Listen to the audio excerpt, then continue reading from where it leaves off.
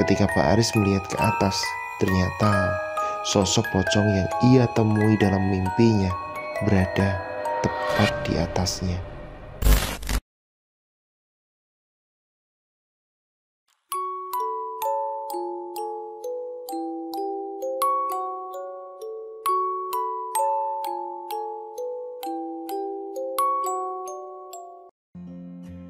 Assalamualaikum warahmatullahi wabarakatuh. Teman-teman untuk direkam, saatnya kita bacakan cerita baru dari Restu Wiratmaja. Kali ini Restu Wiratmaja membawakan satu judul Petaka Air Liur Pocong. Seperti apa ceritanya? Jangan lupa untuk klik tombol subscribe, like, dan juga komen sebagai wujud dukungan teman-teman ke channel ini. Dan seperti apa ceritanya? Mari kita dengarkan.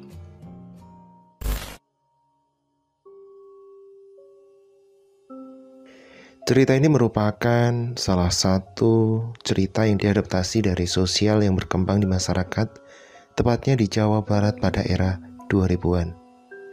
Saat itu ada seorang pedagang bakso yang disebut-sebut sebagai bakso ikan terenak di Kabupaten Bandung. Bakso ikan ini memiliki rasa yang berbeda dari bakso-bakso yang lain. Bahkan untuk mendapatkan semangkok bakso ini saja, pembeli rela mengantri dan mengambil nomor antrian. Salah satu hal yang sangat mendominasi dan spesial dari bakso ini adalah rasa kuahnya yang begitu lezat dan mampu membuat para pembeli merasa puas. Pemilik bakso ini sebut saja namanya Pak Daim. Dia bersama dengan istrinya, yaitu Ibu Yuli, membuka usaha sejak 20 tahun lamanya. Usut punya usut, kedua ini melakukan sebuah penglaris berupa tetesan air liur pocong.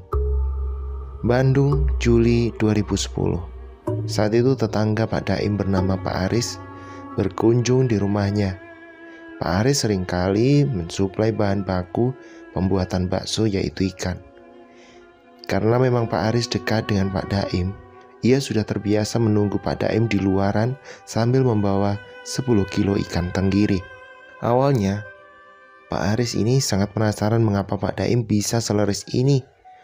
Tentu dalam menjalankan usaha baksonya.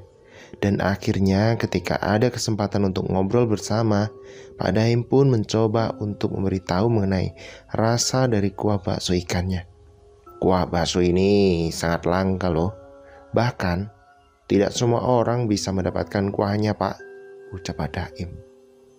Memang kuahnya terbuat dari apa toh Pak Daim? Tanya Haris. Pak Daim menengok ke arah kiri dan ke kanan. Dia tak mau ada seorang pun mengetahui obrolannya kecuali Pak Haris seorang. Kuah ini, apa Pak? Kuah ini berasal dari air liur pocong, Pak. Sontak Pak Aris terkejut mendengar hal ini. Ia pun tidak percaya bahwa Pak Daim melakukan penglaris yang benar-benar dilarang oleh agama ini. Pak, jangan dipakai lagi ya tuh. Kayak gitu tuh bahaya loh Pak, ujar Pak Aris. Aduh Pak, sekarang mah nyari uang susah. Nyari yang halal aja susah loh Pak. Makanya kalau mau gampang ya pakai cara yang haram aja. Urusan tobat kan nanti kita bisa belakangan aja. Pak Aris hanya bisa diam, menggeleng-gelengkan kepala. Ia tak menyangka bahwa selama ini kuah yang digunakan oleh Pak Daim adalah kuah hasil campuran air liur pocong. Pak Aris sebenarnya ingin bertanya lebih lanjut, namun dia lebih memilih untuk meninggalkan hal ini.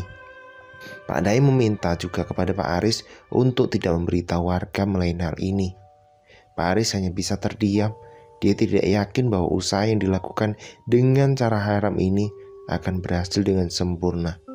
Dan akhirnya Pak Aris pun pamit undur diri. Dia kemudian menunggu ke rumahnya dan merenungi diri. Apakah dia akan terus mensuplai ikan kepada Pak Daim ya?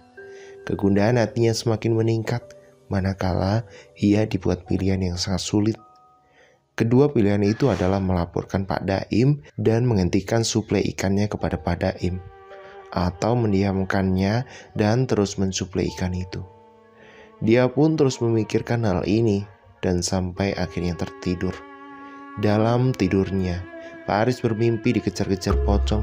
Dia sama sekali tidak mengerti kenapa pocong itu mengejarnya. Akhirnya dia masuk ke dalam sebuah rumah besar. Pak Aris pun bersembunyi di dalam kamar.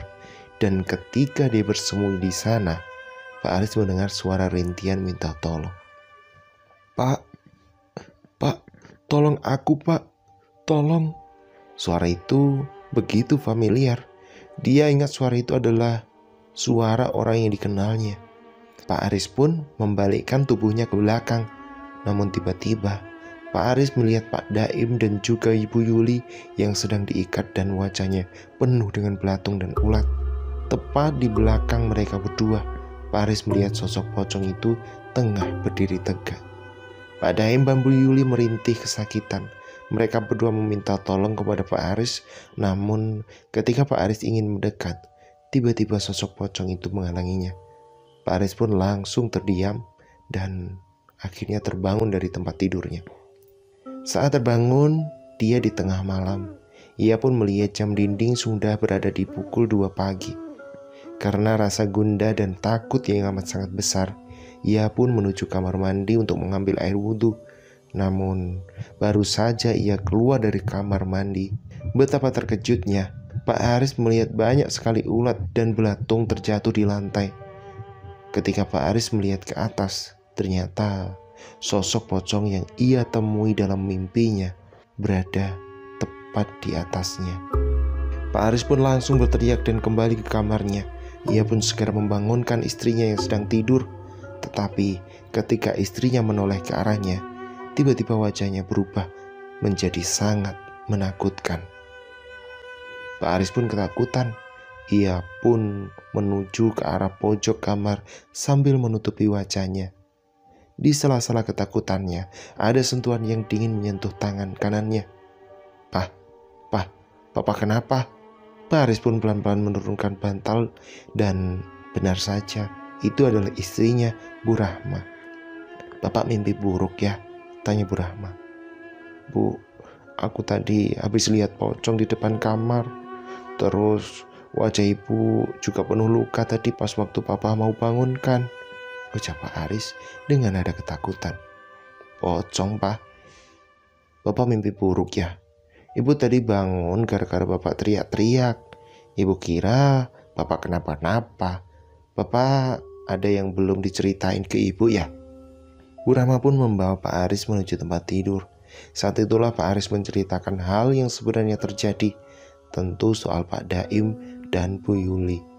Pak Aris menceritakan bahwa Pak Daim menggunakan pelaris air liur pocong agar kuah dalam bakso ikannya terasa enak.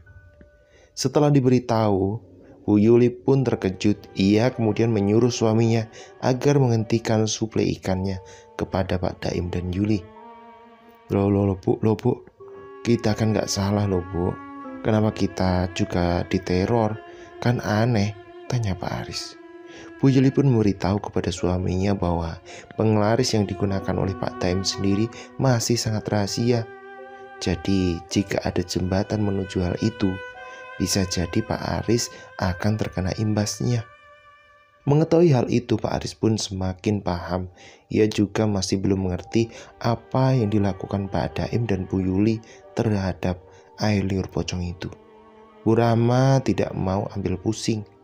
Dan juga jika mau nanti suatu saat keluarganya terkena teror yang sama, artinya jika memang sudah menjadi jembatan bagi orang yang bersekutu dengan setan, maka bisa dipastikan dirinya akan terkena imbasnya juga. Akhirnya Pak Aris pun memutuskan untuk tidak mensuplai ikan kepada Pak Daim. Pikirnya hanya satu, bila mana hal yang tidak terduga terjadi, setelah itu maka bisa dipastikan bahwa keluarganya sudah dirongrong oleh Pak Daim dan juga Bu Yuli. Dan keesok harinya, Pak Daim pun menunggu kehadiran Pak Aris, namun sampai di siang hari, Pak Aris belum juga datang. Ia kira Pak Aris sakit atau sedang tidak enak badan. Dengan terpaksa ia pun menuju ke rumah Pak Aris untuk menanyakan ikan pesanannya. Namun, ketika Pak Daim menuju rumah Pak Aris, ia terkejut ketika melihat Pak Aris sedang menyirami tanaman bersama istrinya.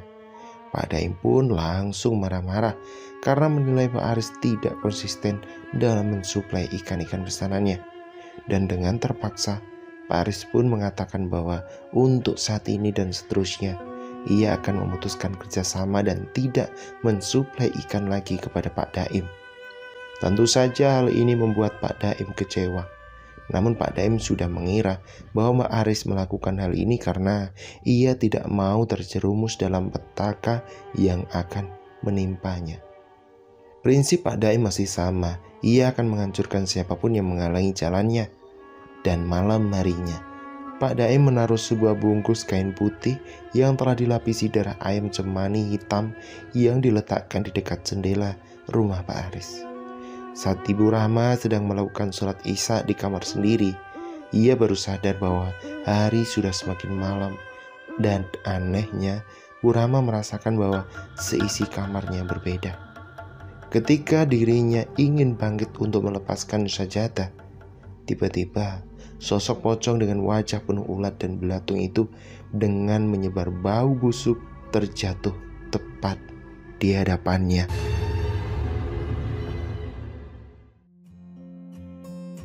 Sudah dulu ceritanya, besok kita lanjutkan lagi. Terima kasih yang sudah nonton, terima kasih yang sudah mendengarkan, terima kasih buat restu Iratmaja. Terima kasih, sampai jumpa. Assalamualaikum warahmatullahi wabarakatuh.